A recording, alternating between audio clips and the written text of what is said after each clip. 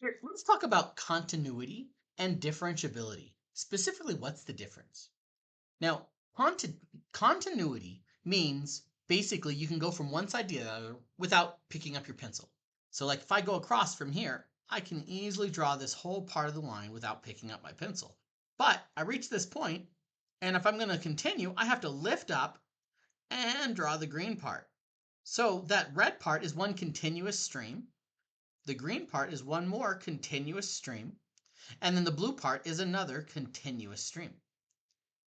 So those are the places where it's not continuous. So it's not continuous at this point. Let's just call it A and B. A and B. Those are the only two places on this graph where it's not continuous. Now, what about differentiable? Well, if you're going to look on a graph and say, where is it not differentiable?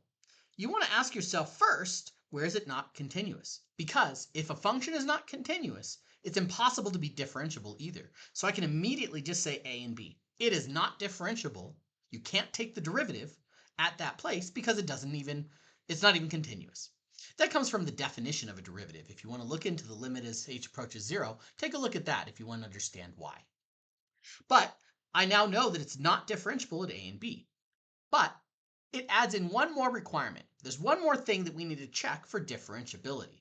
And that's going to be, well, actually two things, sorry. One more thing on this graph, and that's this part. If you see a sudden change, sometimes people call these corners or cusps. Honestly, I don't really know the difference. I don't care. All I know is it comes up and suddenly moves. If the derivative on one side of that is different than the derivative on the other, well, it's not differentiable. So let's call this point C and say, hey, it's not continuous at, or sorry, not differentiable at point C either. So it's not continuous in two places, and it's not differentiable in another. Now you might ask, okay, I did say that there's one more thing to check out for, and that's if the derivative is infinity. How that could happen is, let's say we had a graph that looked like, how about it's something like this. At this point right here, it has a vertical tangent line. So that's another place that you would look for. However, it's not on this graph. In this graph, this example I gave, there are two places where it's not continuous, and there are three places where it's not differentiable. Just remember, this is very important. If it's not continuous, it's also not differentiable, period, every time.